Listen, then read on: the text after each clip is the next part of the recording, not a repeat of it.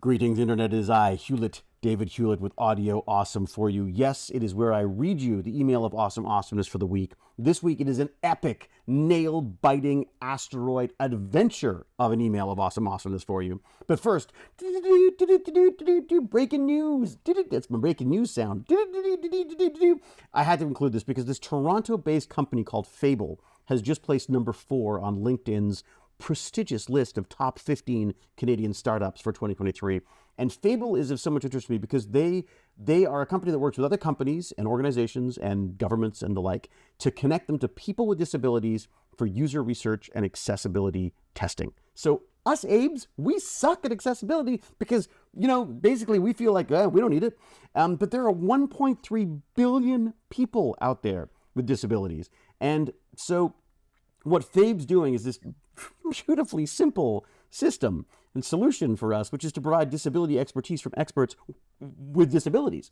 So it's providing jobs for people with disabilities. It is providing the expertise people like I need to make our products and services accessible to everybody. And it's been proven like over and over again that if you make products and services accessible for people with disabilities, you make them better for everybody. And it's great for business. So I'm dying to talk to some of the folks at Fable, find out how they got started, how it all works, what the procedure is, and some insights that they might have on this stuff, and also just how they feel about this whole LinkedIn thing. I think it's just really cool. Because how cool would it be if Tech Bandits was completely accessible? And this here very email of awesome awesomeness should be totally accessible. This is one of the reasons why I'm doing this audio version, is that I want people to be able to listen to it as well without it sounding like some robot reading to them from their iPhone. But now, back to our regularly scheduled awesome, which begins with intrepid reporter of awesomeness, Lance Gimpy G. Carr, who has alerted me to the current status of OSIRIS-REx and its treasure trove of asteroid awesomeness. So OSIRIS-REx, it stands for Origins, Spectral Interpretation, Resource Identification, Security Regolith Explorer. And I say, ha! I don't get the name stuff, but that gets through? Come on. The OSIRIS-REx mission first launched back in 2016, and its goal was to scoop up a sample of the surface of Bennu, which is this near-Earth carbon-rich asteroid. And the job was to deliver that sample safely back to Earth. Well, September 24th, the OSIRIS-REx package was delivered, having traveled something like 6.4 billion kilometers. It came hurtling back to Earth at 43,000 kilometers an hour, slowed by the friction against our fabulous atmosphere, which had the capsule at temperatures of 2,900 degrees Celsius. Then there was a brief, but as it turns out, I'll let you know about this later, premature parachute slowdown. And then we got our Bennu to go. So the sample is now being carefully opened up for testing and examination in its own little fancy pants clean room to avoid contamination by anything from our planet. It doesn't want any organic contamination there. It's we found signs of life. No. That's okay. That's just Radix sandwich. And by the way, this is why I am not a scientist. This is one of the many, many reasons why I'm not a scientist, is because I'd have torn into that space present like a kid at Christmas. I'd have contaminated that thing so fast trying to get in there that is, again, another reason why I shouldn't be an asteroid. But the adventure that this thing has gone through is extraordinary. And it starts with these amazing Star Trek moves. So the OSIRIS-REx's first first time it sort of came to attention to me was this Star Trek-worthy slingshot around the Earth where it gained momentum, flung itself at its asteroid prey. So straight out of the movies. And then when they get there, and they start doing their pre-scoop scoping, as I would call it, of Bennu, so just checking the surface to see how they're gonna do their little scoop. These NASA nerds are freaking out because it's gonna be no day at the beach. And I say beach because they were expecting a sandy surface. At least something similar to what an earlier mission to the asteroid Ryugu by Japan's Hayabusa 2 had encountered. And that, I remember vaguely this previous mission, but so they're not expecting what they get, which is, being faced with this treacherous, snaggle-toothed, satellite-killing obstacle course of stabby, pointy doom, which is basically my way of saying it's just covered in boulders and rocks and stuff. They were not expecting that. So. Oh, by the way, I should also add, talking about scanning the surface and try to find out where to land and stuff. The Canadians, us Canucks, we contributed the frickin' lasers that were used in OSIRIS-REx's laser altimeter, which is called the OLA. And that is this just awesome laser system that's capable of scanning an asteroid like this Bennu asteroid from like 7 kilometers away and creating these incredibly detailed maps of its surface. So just absolutely instrumental.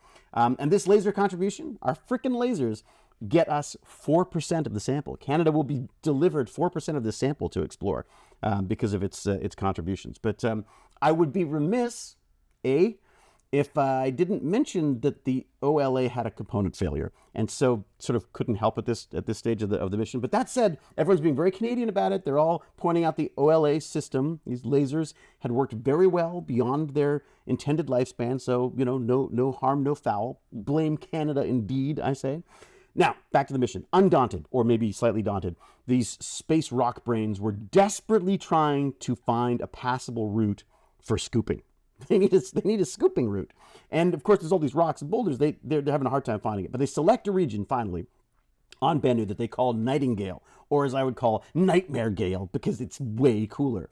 And come on, name much.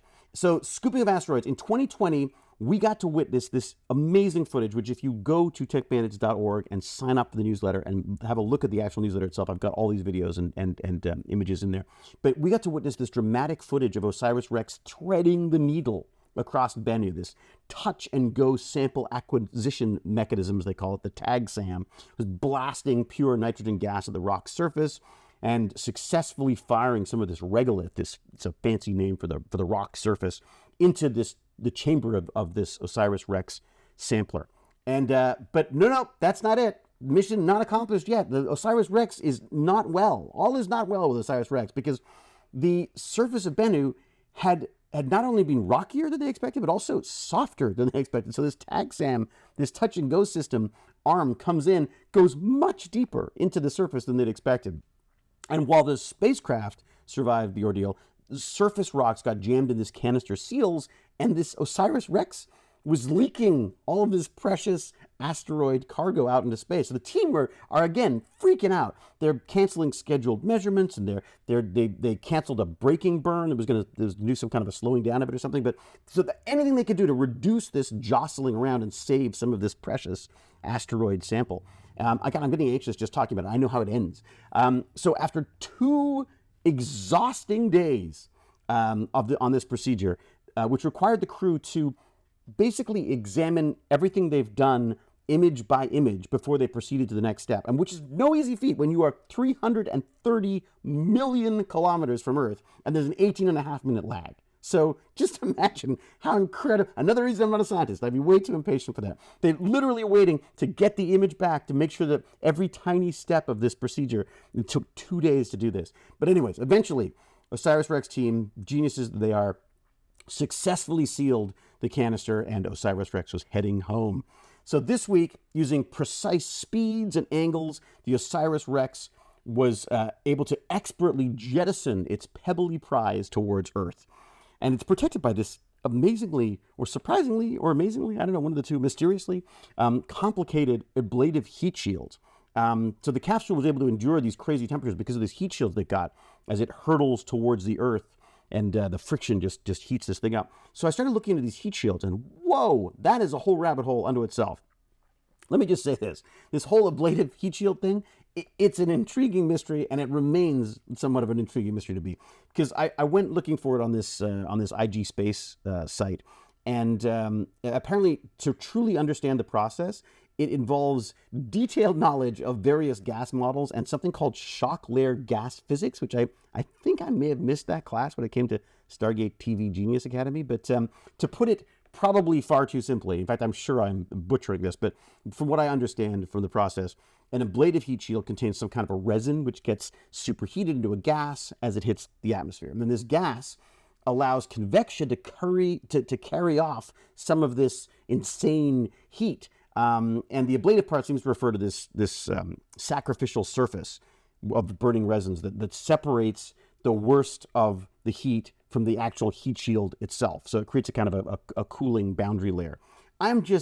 This stuff just amazes me because I can't get over how every tiny element of any part of space exploration just pushes human ingenuity and my understanding and engineering to the max, the absolute limit. It's marvelous. So, but then after all of this, Potential disaster almost strikes again. It's my favorite headline. Potential disaster almost strikes again. So nothing happened, basically. But anyway, the capsule deploys its main parachute 15,000 feet too early. Don't know why, they didn't say. But so instead, they deployed it at 20,000 feet instead of the expected 5,000 feet. So they're a little freaked out about that. But still, I guess if you're going to deploy a parachute, like, better to deploy early than late. Does that make sense? A little late once you hit the ground. And speaking of hitting the ground, it landed in the Department of Defense's Utah Test and Training Range southwest of Salt Lake City. Canister was declared to be intact and fracture-free. Woohoo! Go OSIRIS-REx. So my heart, I mean, really frankly, I can't take these. It can't take this strain. So let me give you a little giggle on this one as well.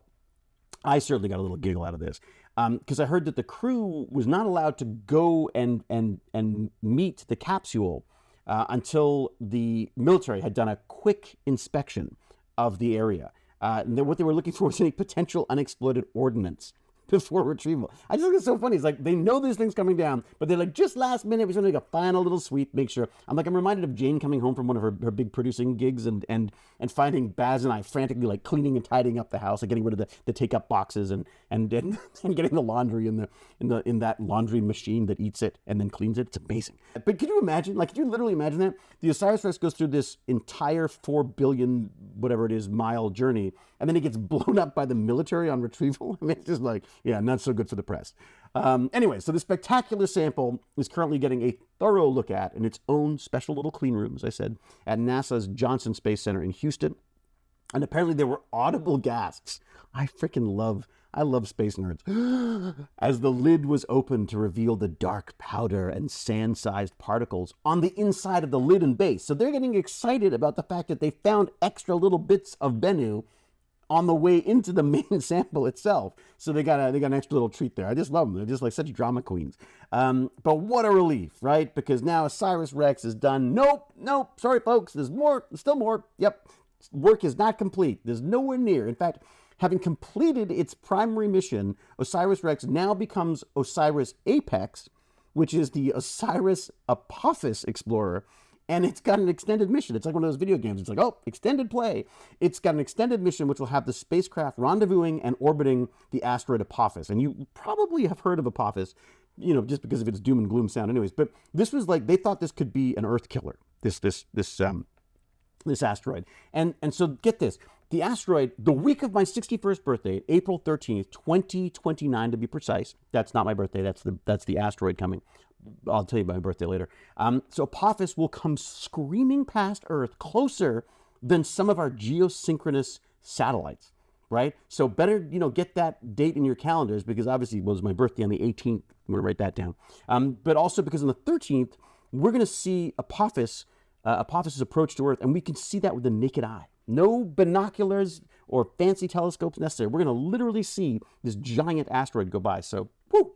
And all of this excitement cost a mere $800 million. Was it worth it? Well, let's talk about that. Because I hear you saying, that's a lot of donuts, David. And maybe it could just be me, I guess, because I'm just, I did just have one of these, I did my own little recent flyby and scooping up of a New York cheesecake-style Krispy Kreme donut, so they're kind of on my mind right now. But anyways, point being is, why is it so important to spend crazy amounts of money to grab handfuls of asteroid dirt, I ask you? Because here on Donut, and by that I mean planet Earth, we have erosion and plate tectonics. And these processes are constantly changing the planet's surface, effectively wiping away all of the early clues about our planetary history. So the oldest rocks we have here, they're like babies. They're like 4 billion years old. But an asteroid can contain rocks that are much older. Like we're talking, there's an extra like 500 million years you can add to the dating back on this stuff. So studying asteroids gives rock history punks clues about how our solar system came to be in a way that we can't do it on Earth. We can't do that stuff on Earth. We got to go out into space for that because they just don't exist here. But there's more reasons. There's more reasons why we think we should study it. This is one of my favorite ones here, which is why we may be able to use asteroid research to figure out how life formed here on Earth by looking at asteroids. There's this wonderful theory that I've always loved called panspermia, which is this very cool kind of science fiction inspiring theory that that life arrived on Earth like fully formed and just sort of propagated here and went from there. It came from somewhere else in the universe, basically. But recent thinking is that perhaps, maybe, the asteroids are providing just the key components of life, and then Earth sort of managed to put them together, and it turned into life from there. So maybe not life forms from other planets, but the life components from other planets, which I just thought was rather neat. Asteroids could also be used for future space missions. This is another fun one. They could serve as floating gas stations. You know, we could be providing valuable, or the asteroids could be providing valuable minerals and resources to power, repair, or even build. Like, you're on an asteroid, you're building a new spaceship for more extended voyages. That'd be just pretty cool. That's my next job, I think. I want to be a space gas station attendant. That would be that sounds like fun. And another reason talking about the formation of the solar system is something we can also get from these asteroids, because we think our solar system was formed from this disk of rock, metal, and ice, like granules, grains, that were swirling around this. Is it a primordial sun, an early sun, a young sun? And these materials that didn't get sucked into the sun while it was forming, they stuck together into asteroids and comets and, of course, you guessed it, planets. Donuts eventually, but planets first. So obviously we want to look into that, because we want to figure out how that all happened. And finally, for space scientists, I think the ace in the hole they have for asteroid funding is that we're going to get hit by one. Like, we've been hit by them, potentially wiping out the dinosaurs. We're probably going to get hit again. So we kind of want to spend a little money on figuring this stuff out. So possible planetary destruction, great motivator when it comes to grant applications, I imagine. So obviously that's another reason why we want to keep our eye on these things. So I think that all of these ventures alone are worth the price of the mission, the price of postage anyways. What do you think? I mean, are you in agreement? Do you think that's money well spent? I don't know how I'd love to hear why it wouldn't be. Anyways, so congratulations, obviously, to the OSIRIS-REx team. I'm thinking maybe we should send them some congratulatory flowers, maybe a nice bouquet of ghostly petunia. Because the next story is about the FDA clearing a company called Light Bio to start selling their engineered bioluminescent petunias in the U.S. So this company says that their goal is to, I'm going to quote them here, create organisms with new capabilities by applying synthetic biology to the natural diversity of living light. But their current focus is on creating houseplants. Oh, that's nice. That reveal their inner process with light, creating an opportunity for people to build a new kind of relationship with plants in their homes. It's kind of a flowery way of putting it, but basically they're selling glow-in-the-dark petunias, folks. How cool is this? I think they're using some kind of like firefly DNA or something. I got to look into this. This will have to be another email of AwesomeOSIRIS. I'll have to talk to Doc Prof. James R. Gurney about this, because I want to know about it. It sounds like they started experimenting on tobacco plants because they're very hardy and they grow very quickly, exactly like I did with my Odin plant biohacking kit, and failed miserably because I can kill anything. It's amazing. But I learned like a ton, and woo, go me, because I just, I actually, I'm due to do another one of those. I've really got to go back and do another plant biohacking, because such a cool thing. And finally, in keeping with my latest drone racing obsession, I leave you, or the people reading this email of Awesome Awesomeness, with a silly, fun video series on one nerd's relentless quest for the Roomba land speed record. It's like literally taking a Roomba and trying to make it go as fast as it possibly can. And it's just like this wonderful example of engineering and iterating, probably a bit of madness and problem solving, not to mention just the whole geeky fun side of it is just extraordinary. And along those lines, next week I have to point you at these Hacksmith videos where he's been doing some BattleBot stuff as well. So there's just so much stuff out there. There's never enough room in these email of awesomeness to cover all the awesomeness that's happening. It's just, God, what an amazing world we live in. Tech Banditry this week, I will have to say my desktop PC has bitten the dust yet again, probably literally, because I'm in the Canardian cavern. The garage is a little dusty, and I have a horrible feeling that may be contributing to its early demise. It's not that early. We've had it for a long time, but it's just really frustrating because it keeps coming up and going down. And I can't trust it, so I'm just starting to use anything else I've got, laptops and stuff. But I will attempt to keep in touch and get updates from Gimpy G, who I was talking to the other day, ViPup, and any other sort of interested tech bandits out there. I'll try to touch base with them, and maybe we'll hop on separately for some live stuff. Maybe we'll hop onto YouTube or something just to say hello. But in the meantime, I'll keep you posted.